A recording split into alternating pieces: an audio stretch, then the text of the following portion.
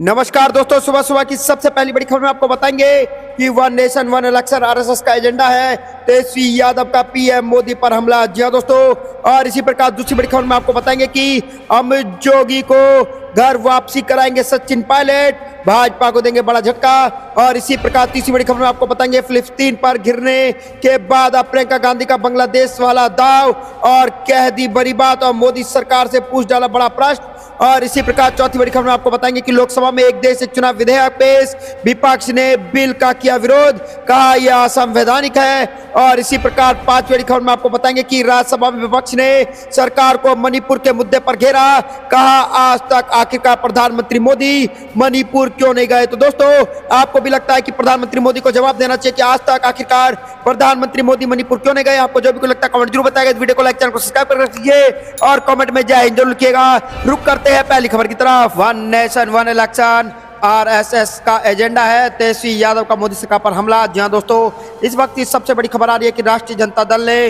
One nation one election यानी एक देश एक चुनाव के बिल को राष्ट्रीय स्वयंसेवक संघ यानी कि आरएसएस का एजेंडा करार दिया है। उन्होंने कहा है कि केंद्र की नरेंद्र मोदी सरकार आरएसएस के एजेंडे को पूरे देश में लागू करना चाहती है। इलेक्शन कमीशन जब बिहार जैसे प्रदेश में एक साथ चुनाव नहीं करा सकता तो पूरे देश में एक साथ चुनाव कैसे कराएगा?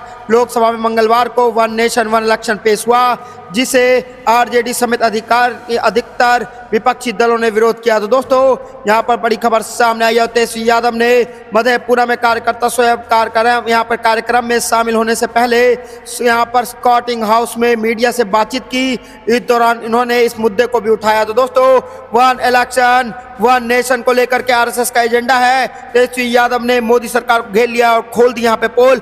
आपको क्या कुछ लगता है कमेंट जरूर बताइएगा। वीडियो को लाइक जरूर करिएगा। रुक करते हैं अगली खबर की तरफ। अमित जोगी की घर वापसी कराएंगे सचिन पायलट, यहाँ पर बड़ा खेल कर दिया है कांग्रेस पार्टी ने। जी हां दोस्तों, छत्तीसगढ़ में निकाय चुनाव में जीत दिलाने के लिए सचिन पायलट ने तगड़ा प्लान बनाया है। कांग्रेस बागी नेताओं की घर वापसी कराने जा रही है। इसके लिए कांग्रेस ने एक लिस्ट तैयार किया है। इसमें सचिन पायलट के पुराने दोस्त के नाम की भी यहाँ पर चर्चा है। मीडिया रिपोर्ट के अनुसार जोगी परिवार जल्द ही कांग्रेस वापसी कराने जा रही है। और अमित जोगी और सचिन पायलट एक ही कॉलेज के स्टूडेंट थे। सचिन पायलट अमित जोगी के सीनियर थे। जी हां दोस्तों, यहाँ पर बड़ी खबर सामने आ रही है छत्तीसगढ़ से। और छत्तीसगढ़ म्युनिसिपल इलेक्शन को लेकर के बड़ी खबर आई है, जिसको सुनकर के भाजपा को उड़ गई है नींद। और सचिन पायलट ने साफ साफ कह दिया है कि अमित जोगी की घर वापसी कराएंगे हम। जी हाँ दोस्तों, और अगर ऐसा हो सकता है तो आप छत्तीसगढ़ में भाजपा को बड़ा झटका लग सकता है। यहाँ पर निकाय चुनाव में और कांग्रेस पार्टी यहाँ पर कर सकती है बड़ा खेल। तो दोस्तों, सचिन पायलट ने उड़ा दिया है भाजपा की नींद और करने जा रहे हैं बड़ा खेल। आपको भी ऐसा कुछ लगता है तो इस वीडियो को लाइक, चैनल को सब्सक्राइब करके रखिए। रुक करते हैं अगली खबर की तरफ। फिलिस्तीन पर घिरने के बाद अब प्रियंका का बांग्लादेश वाला दाव, यह खास बैग लेकर पहुंची सांसद। जी हां दोस्तों, प्रियंका गांधी वाड्रा ने यहाँ पर बड़ा खेल कर दिया। हम आपको बताए चले कि कांग्रेस महासचिव प्रियंका गांधी वाड्रा समेत कई अन्य विपक्षी सांसदों ने बांग्लादेश में हिंदू सहित दूसरे अल्पसंख्यक समुदाय के खिलाफ अत्याचार के खिलाफ मंगलवार को संसद परिसर में प्रदर्शन किया है। उन्होंने सरकार से उनके लिए न्याय की मांग की। उन्होंने अपने हाथ में थैले भी ले रखा था, जिस पर बांग्लादेश के हिंदुत्व और ईसाइयों के साथ खड़े होने का लिखा हुआ था। जी हां दोस्तों, प्रियंका गांधी और कई अन्य सांसद सदन भवन में मकर द्वार के निकट एकत्रित हुए और केंद्र सरकार जवाब दो और वी वॉन्ट जस्टिस के नारे लगाए। इससे पहले कांग्रेस ने सोमवार को भी इस विषय को लेकर के संसद परिसर में प्रदर्शन किया था। केरल के वायनाड से लोकसभा सांसद प्रियंका गांधी ने लोकसभा में शून्यकाल के दौरान भी यह विषय उठाया था और वह सोमवार को फिलिस्तीन लोगों के समर्थन में फिलिस्तीन लिखा हुआ हैंडबैग लेकर संसद पहुंचे थे। तो दोस्तों, यहाँ पर बड़ी खबर सामने आई है और यहाँ पर बांग्लादेश हिंदू और ईसाइयों साथ खड़े रहो और इसको लेकर के बैग को लेकर के प्रियंका गांधी संसद भवन पहुंच गई हैं। तो दोस्तों, आपको क्या लगता है कमेंट जरूर बताइएगा। वीडियो को लाइक जरूर करिएगा। रुक करते हैं अगली खबर की तरफ। लोकसभा में एक देश एक चुनाव विधेयक पेश, विपक्ष ने बिल का किया विरोध, बताया असंवैधानिक। जी दोस्तों, कांग्रेस और कई अन्य विपक्षी दलों के सदस्यों ने मंगलवार को लोकसभा में एक साथ चुनाव कराने के यहाँ पर संबंधित विधेयक का विरोध करते हुए आरोप लगाया है कि यह संविधान के मूल ढांचे पर हमला है तथा देश को तानाशाही की तरफ ले जाने वाला कदम है। जी हाँ दोस्तों, उन्होंने यह भी कहा कि विधेयक को संयुक्त सदस्य समिति के पास भेजा जाना चाहिए। कानून मंत्री अर्जुन राम मेघवाल ने मंगलवार को देश में लोकसभा और विधानसभा चुनाव एक साथ कराने के प्रावधान वाले संविधान विधेयक 2024 और इससे जुड़े संघ राज्य क्षेत्र विधि विधेयक 2024 को पूरा स्थापित करने के लिए संसद के निचले सदन में रखा है। तो दोस्तों यहाँ पर बड़ी खबर सामने आई है और एक देश एक चुनाव विधेयक पेश किया गया। इस बिल को लेकर के विपक्षी दलों ने विरोध किया है और इस बिल को ही असंवैधानिक बता दिया है और कहा है कि लोकतंत्र खतरे में है और अगर ये बिल पेश हो जाता है तो यहाँ पर लोकतंत्र खतरे में आ जाएगा और यहाँ पर बंटवारा शुरू हो जाएगा। तो दोस्तों आपको भी लगता है एक देश एक चुनाव असंवैधानिक है? आपको जो भी लगता है कमेंट जरूर बताएगा। इस वीडियो को लाइक जरूर करिएगा। रुक करता अगली खबर की तरफ। राज्यसभा में विपक्ष ने सरकार को मणिपुर के मुद्दे पर घेरा, कहा आज तक मणिपुर क्यों नहीं गए पीएम मोदी। जी हाँ दोस्तों, मणिपुर के मुद्दे पर प्रधानमंत्री नरेंद्र मोदी को घेरते हुए राज्यसभा में मंगलवार को तृणमूल कांग्रेस और मार्क्सवादी कम्युनिस्ट पार्टी ने दो टूक शब्दों में कहा कि संविधान की 75 वर्ष की गौरवशाली यात्रा पर चर्चा में मणिपुर को हाशिए पर डाल देना ठीक नहीं है। जी हाँ दोस्तों, भारत के संविधान की 75 वर्षों की गौरवशाली यात्रा पर राज्यसभा में हो रही चर्चा के दूसरे दिन मार्क्सवादी कम्युनिस्ट पार्टी के जॉन वेक्स ने कहा कि संविधान की 75 साल की यात्रा बेहद गौरवान्वित करने वाला है, लेकिन इस संविधान की 65 साल की यात्रा कहना बेहतर होगा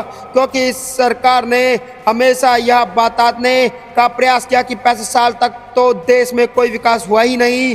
जो कुछ भी विकास हुआ वह इस सरकार के 10 साल में ही हुआ है। जी हाँ दोस्तों, यहाँ पर बड़ी खबर सामने आई है। मणिपुर के मुद्दे पर भाजपा सरकार घिर चुकी है या कहें कि प्रधानमंत्री मोदी घिर चुके हैं और यहाँ पर प्रधानमंत्री को घेरते हुए साफ साफ राज्यसभा में विपक्षों ने सरकार पर मणिपुर का मुद्दा उठा दिया और कहा है कि आज तक जो है मणिपुर क्यों नहीं गया प्रधानमंत्री मोदी, इसका जवाब दे प्रधानमंत्री। तो दोस्तों आपको भी लगता है कि अभी तक आखिरकार क्यों नहीं गए हैं प्रधानमंत्री मोदी मणिपुर और उनको मणिपुर जाना चाहिए था और उसका जवाब देना चाहिए?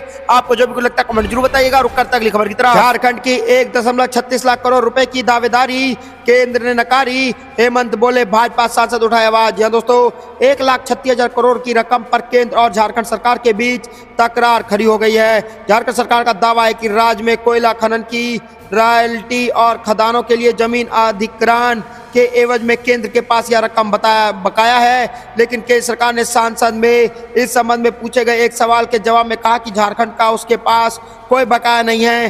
केंद्र के इस स्टैंड पर झारखंड सरकार ने विरोध जताया है। जी हाँ दोस्तों, झारखंड के सीएम हेमंत सोरेन ने मंगलवार को सोशल मीडिया प्लेटफॉर्म एक्स पर लिखा है कि झारखंड की मांग जायज है, राज्य के विकास के लिए यह राशि जरूरी है। उन्होंने झारखंड के भाजपा सांसदों से अपील की है कि वह झारखंड की इस मांग पर आवाज बुलंद करे। तो दोस्तों यहाँ पर बड़ी खबर सामने आई है और झारखंड की 1.36 लाख करोड़ रुपए की दावेदारी केंद्र ने नकार दी है और हेमंत सरकार बोले आखिरकार भाजपा सांसद आवाज क्यों नहीं उठा रहे हैं रांची और झारखंड को लेकर के और आखिरकार वो चुप क्यों है? तो दोस्तों आपको क्या लगता है कमेंट जरूर बताएगा। इस वीडियो को लाइक जो करिएगा। रुक करता अगली खबर की तरफ। आयुष्मान योजना में बड़ा खेल, 2012 अस्पतालों पर ईडी की नजर, 40 करोड़ की पेमेंट रुकी। जी हाँ दोस्तों, झारखंड में 212 गैर सरकारी अस्पतालों पर अब ईडी की नजर है। इसमें राजधानी रांची के 9 हॉस्पिटल सहित विभिन्न जिलों के अस्पताल शामिल हैं।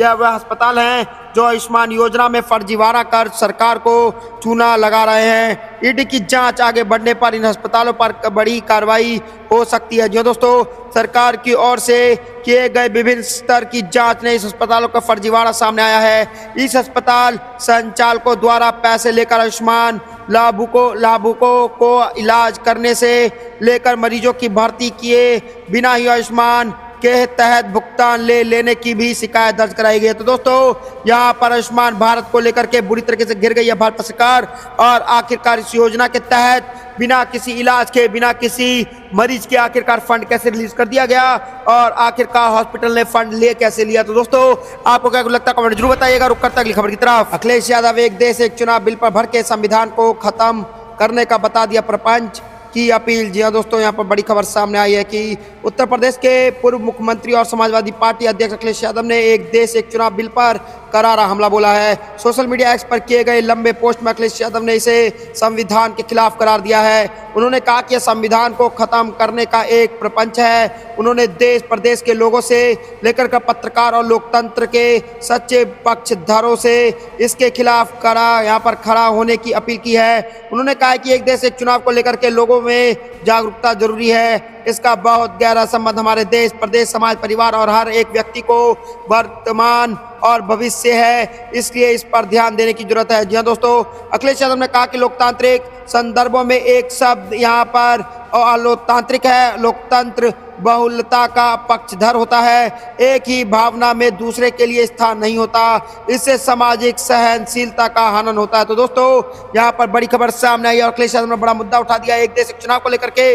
आपको क्या लगता है कमेंट जरूर बताएगा। इस वीडियो को लाइक जो करेगा। रुक तक खबर की तरफ। कटोरा लेकर विधानसभा पहुंचे कांग्रेस विधायक, सरकार पर प्रदेश को कर्ज में डुबाने का आरोप। जी हाँ दोस्तों, यहाँ पर बड़ी खबर सामने आई है कि मध्य प्रदेश विधानसभा के शीतकालीन सत्र का दूसरा दिन भी हंगामेदार रहा। विपक्षी दल कांग्रेस के विधायक मंगलवार को कटोरी लेकर विधानसभा पहुंचे। कांग्रेस विधायकों ने इस दौरान सरकार पर प्रदेश को कर्ज में डुबाने का आरोप लगाया है। जी हाँ दोस्तों, मध्य प्रदेश द्वारा लगातार यहाँ पर लिए गए जा रहे कर्ज के विरोध में मंगलवार को नेता प्रतिपक्ष उमंग सिंगरार के नेतृत्व में कांग्रेस विधायक हाथ में कटोरा लेकर के विधानसभा पहुंचा। विधानसभा परिसर में कांग्रेस विधायकों ने गांधी प्रतिमा के सामने जाकर नारेबाजी की है। तो दोस्तों, इस वक्त इस सबसे बड़ी खबर आ रही है और यहाँ पर हंगामा कर दिया है कांग्रेस पार्टी ने। यहाँ पर भाजपा को घेरते हुए बड़ी बात कह दी। आपको क्या लगता है कमेंट जरूर बताएगा। वीडियो को लाइक जो करेगा। रुक तक खबर की तरफ। अजय राय बोले, हमारे जिला अध्यक्षों को यहाँ पर धमका रहे, विधानसभा घेराव में आने पर मुकदमे की बात कह रहे, हम ईंट से ईंट बजा देंगे। जी हाँ दोस्तों,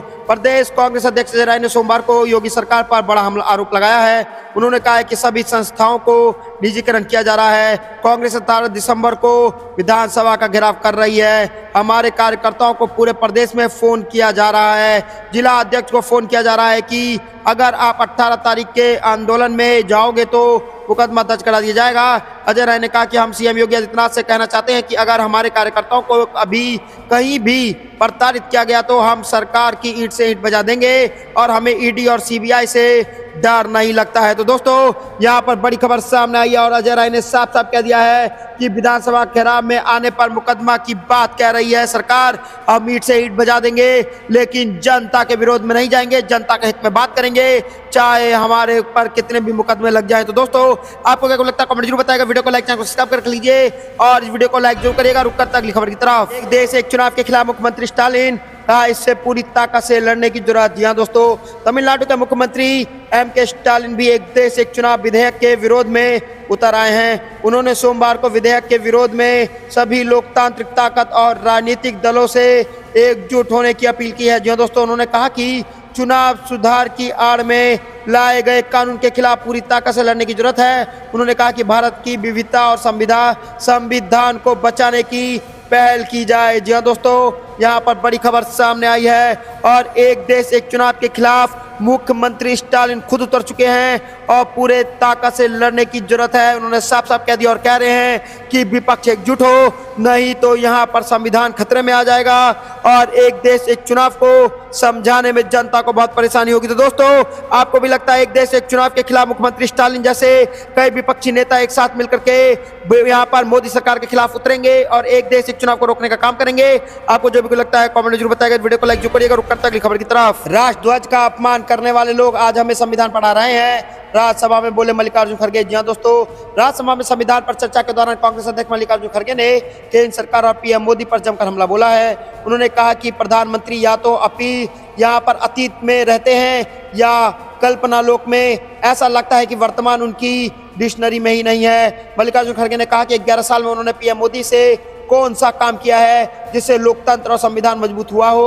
उन्होंने भाजपा पर निशाना साधते हुए कहा कि जिन लोगों ने गरीबों और आर्थिक रूप से कुचल दिया वह भी हमें आर्थिक मजबूती का पाठ पढ़ा रहे हैं। यदि देश में भू सुधार, बैंकों का राष्ट्रीयकरण, मनरेगा, फूड सिक्योरिटी एक्ट और शिक्षा का अधिकार जैसे काम ना हुए होते तो गरीबों का हाल बहुत बुरा होता। तो दोस्तों यहाँ पर बड़ी खबर सामने आई है। मल्लिकार्जुन खड़गे ने आगे कहा कि आज 16 दिसंबर को जो ही बांग्लादेश का लिबरेशन डे है और हमारी बहादुरी नेता श्रीमती इंदिरा गांधी जी ने पाकिस्तान को 2 टुकड़े करके बांग्लादेश बनाया था। तो दोस्तों यहाँ पर बड़ी खबर सामने आई है और राष्ट्रीय ध्वज का अपमान करने वाले लोग आज हमें संविधान का पाठ पढ़ा रहे हैं।